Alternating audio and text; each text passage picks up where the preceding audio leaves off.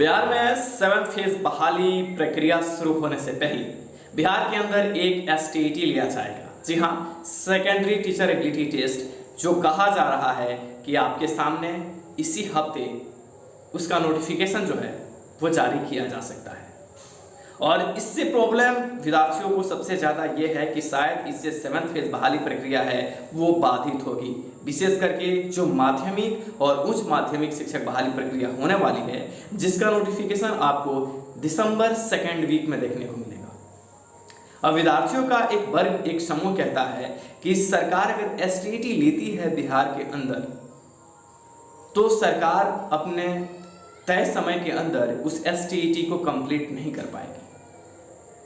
बिहार के अंदर अभी सेकेंडरी टीचर एबिलिटी टेस्ट का एग्जाम होने की तैयारी चल रही है, जो सिर्फ कॉमर्स सब्जेक्ट को लेकर के विद्यार्थियों का जो सबसे ज्यादा समस्या उत्पन्न है कि सरकार जो एसटीईटी लेने जा रही है वो क्या एक ही सब्जेक्ट को लेगी, और अगर एक सब्जेक्ट को लेती है, सिर्फ कॉमर्स सब्जेक्ट को लेगी, तो क्या इस बहाली पे कितना प्रभाव पड़ेगा। यहाँ समझने वाली बात है। सरकार ने आपके लिए एसटीईटी 90 जो एग्जाम लिया था, सरकार ने उसमें जो सीटें आपके लिए रखा है उसमें कॉमर्स सब्जेक्ट की सीटें नहीं है। यानी कि एक तरीके से कैबिनेट से आपकी जो कॉमर्स सब्जेक्ट है उसकी सीटें की बात कहीं से नहीं की गई है।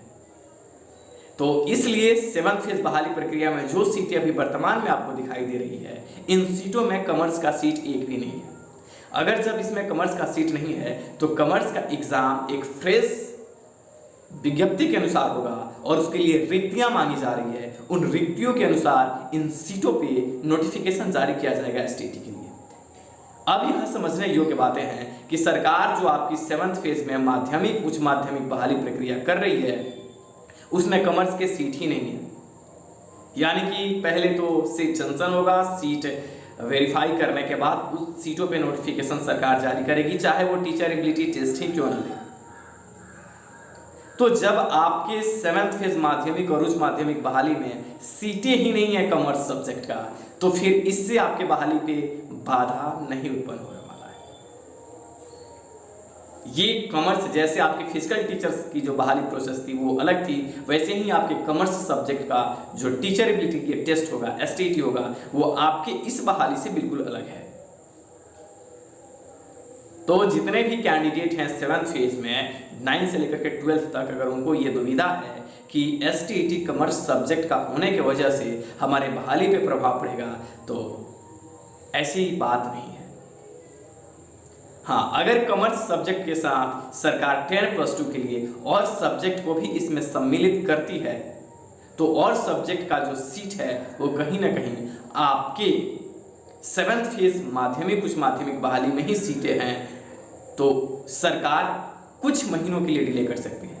लेकिन एक तरफ बिहार सरकार शिक्षा विभाग का कहना है कि हम इसी हफ्ते एसटीईटी का नोटिफिकेशन जारी करेंगे और नवंबर 1st से 2nd वीक के आसपास हम एग्जाम्स कंडक्ट कर लेंगे।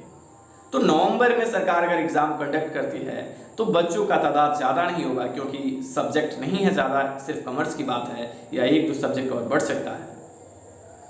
और इनके रिजल्ट अगर दिसंबर में सरकार जारी कर देती है तो रिजल्ट जस्ट जारी करने के बाद सरकार नोटिफिकेशन आपको जारी करने में देरी नहीं करेगी, और ये बहाली प्रोसेस जो मार्च एंड तक कही जा रही है सरकार कर सकती है।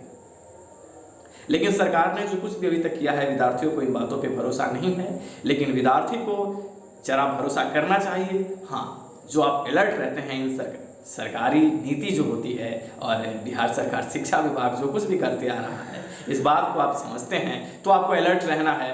लेकिन हाँ, अगर एसटीईटी गवर्नमेंट लेती है तो इस एसटीईटी से इस बहाली प्रोसेस पे कोई प्रभाव नहीं पड़ेगा, क्योंकि एसटीईटी 2019 में जो हुआ था उनमें जो सीटें थी और जिन सीटों पे माध्यमिक उच्च माध्यमिक शिक्षक बहाली प्रक्रिया होने जा रही है उनमें कॉमर्स के सीट नहीं है, इसलिए कॉमर्स के पहले सीट सरकार कलेक्ट करने जा रही है। कलेक्ट करने के बाद उन सीटों के लिए नोटिफिकेशन जारी करने जा रही है, तो फिर वो सीट ही अलग है, उसके लिए सीटें अलग, एसटीईटी अलग होंगे, तो फिर आपकी बहाली प्रोसेस में बाधा उत्पन्न नहीं होगी।